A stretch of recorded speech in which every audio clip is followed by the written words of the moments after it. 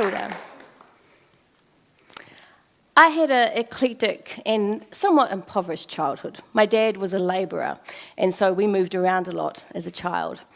When I was 3, we lived in this big old house called Hillcrest Flats. Now, this is not that house. This is just how I remember it as a small child.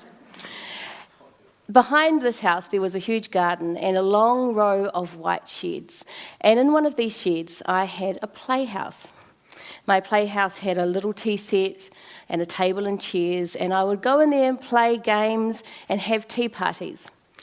Many years later, I was talking to my mum about this, and she turned to me and she said, "What tea set? You didn't have a tea set."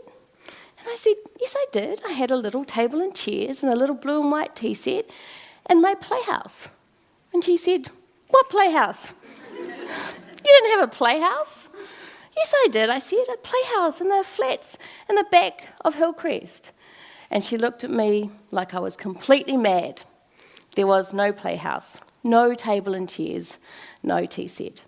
Now, this was really very weird because I have vivid memories of this playhouse. It's one of my most cherished memories. But I remember the smell of the dirt floor. I remember the dark wooden walls of the playhouse. I remember the weight of the porcelain teacup in my hand. But as mothers are, frustratingly sometimes, she was right. My playhouse never existed. Now, this can be explained in part by the theory of headology. Headology was developed by Terry Pratchett, that great social thinker of our time, and expertly practiced by one of his great characters, Granny Weatherwax, the wonderfully wise Lancre witch, who features in so many of his Discworld novels. Now, headology holds that what you believe is real is real. And Granny Weatherwax is very fond of saying, "It is what it is." And as such, as a theory, it opens a whole world of possible solutions. It's been described like this. A child believes that they're being chased by a monster. Now, a psychiatrist will quite rightly try to convince the child there is no monster. A headologist, on the other hand, will give that child a bat and a chair to stand on and allow that child to deal with their monster in a much more direct fashion. I really like that. And I know we need properly trained medical health professionals.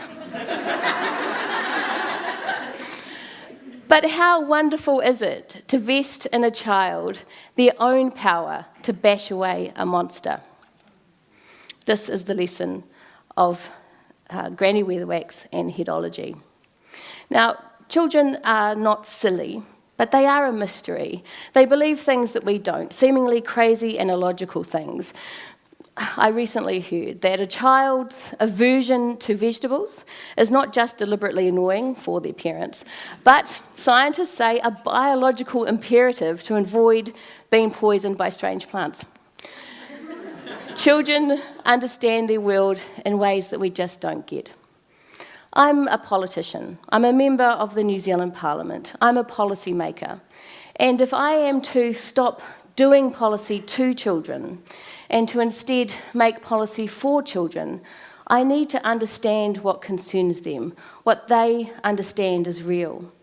And this is crucial in a country like New Zealand, where the realities of thousands of children risk being obscured by this image of a South Pacific paradise, a land of milk and honey, where every child, every person can share in its riches. Sometimes we ask for something and my parents, they can only just afford to get it. Sometimes they can't even afford to buy us new clothes or new shoes. Like these shoes. These used to belong to my grandma. I met Amber and her friend Bob, their own pseudonyms, at a low-income school where I listened to her and her friends talk about poverty. To me, this little girl in her grandma's shoes encapsulates the absolute unreasonableness of inequality and poverty from a child's perspective. When I listen to her, I understand why relative poverty matters and how inequality scratches at the hearts of children. The truth is, this beautiful, modern, prosperous country that we live in is a fantastic place to be a kid, the best place in the world, but not for all our children. For 270,000 of our kids just like Amber, it's not so great. 1 in 5 New Zealand children live in poverty. These children are 3 times as likely as other children to be hospitalised for preventable third-world diseases, like rheumatic fever, diseases not seen elsewhere in the modern world, in the first world, diseases that are caused by cold, damp homes, overcrowded homes, and a lack of good food. Nearly 1 in 10 New Zealand children go to school every day without breakfast or lunch. The problem is that even the idea of this kind of poverty in our country is so unbelievable that many people simply can't accept that this is the reality for many of our children. Deprivation, it's reasoned, is the fault of parents who don't care enough, and even later, the children themselves are blamed for not pulling up their socks and moving on from their circumstances. My mum's not rich and she's not poor, she's, in between. And there's not once I know how I haven't gone out without tea, lunch or breakfast, And in her heart she knows that if she doesn't get enough food for us, and she knows that one of us will miss out, then she will actually make herself, miss out. I believe that until we really listen to children, we are incapable of envisioning for them a country or a world where they sit at the heart of every decision that we make, where every child has a warm, dry home, a fantastic education, a safe and clean environment, every opportunity to explore and exploit their potential, their talents. And of course, when we do listen to children, we hear some surprising things, useful things. UNICEF is part of a global project called Child Friendly Cities Initiative, and they've been working with the Auckland City Council on some research on inner city families in Auckland. They talk to parents and they talk to children. The parents said that their major concerns were recreational activities and safe transport. Quite rational. The children, 60%, said noise was a problem.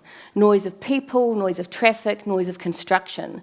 Noise so bad that they couldn't sleep at night. Noise that was overwhelming and confusing and stressful. Now, we could quite rightly turn to the child and say, look, noise is not actually your biggest risk. It is that 10-tonne truck that is barrelling down the highway toward you. We don't want you to get squashed. But if we really want to have child-friendly cities, and children are telling us that noise is a problem for them, then noise requires a policy solution. A child who can't sleep, can't concentrate, and can't learn. What children understand, what they believe is real, is real. That's the lesson of headology. Children take on the world's problems. They believe crazy things. They can be quite paranoid sometimes. We know that children will often blame themselves or believe they're responsible for their parents' divorce.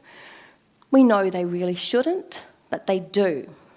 The responsibility that they feel for their family's problems is very real for them.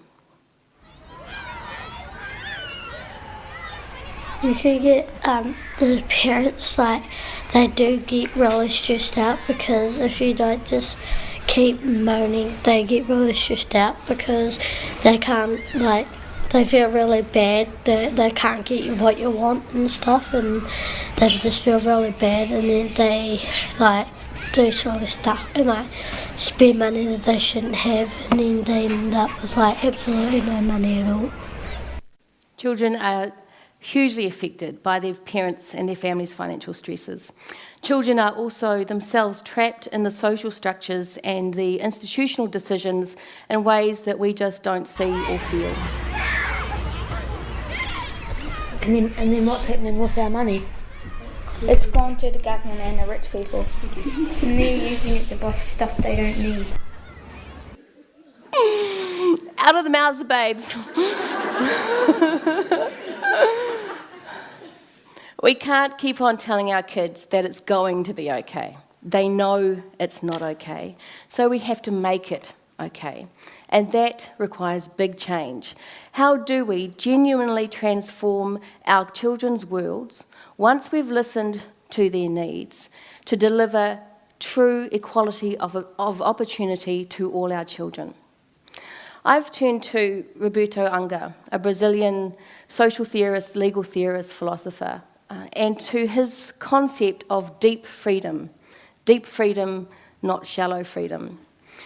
Roberto Anga says that equality is a subset of deep freedom, that a society that deliberately creates inequality and then resorts to redistribution to somehow soften the impact of that inequality and poverty is not only useless, it's inhumane.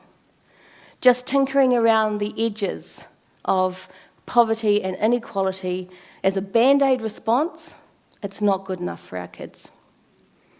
So, I, Metiria, grown up, accept responsibility for genuinely transforming our world for our children and not perpetuating a system that embeds inequality. Deep freedom would liberate Amber from the social structures that trap her in her grandma's shoes and instead allow her every opportunity to fulfill her potential. Shallow freedom keeps Amber feeling trapped while those around her tell her she's really not. Amber, like all children, need deep freedom in order to have true equality of opportunity. Granny Weatherwax is also rather fond of saying that doing good and being right doesn't necessarily make you nice, that there is a cost to all of our decisions. And the question is, who bears the cost? Right now, our kids are bearing the full brunt of poverty and inequality. Embedding child-centred deep freedom into our policy making means that those of us who are in power need to step away from absolute control and to make space for the social agency of families and of children. That is very challenging, but it means that we, grown-ups, take the cost in our economic and political decisions, in rejecting easy options in favour of effective solutions, and taking the time and making the effort to listen. Now, it will be scary, but we can look that monster right in the eye. It will be hard, but we have a bat and we have a chair to stand on. And it certainly won't be very nice for those of us who are used to our privilege, but it is right. And if it's what our kids need to be deeply free, then it's right enough for me. And I hope for you. As a great man, deeply missed, once said, there can be no keener revelation of a society's soul than the way in which it treats its children. One last word to our kids.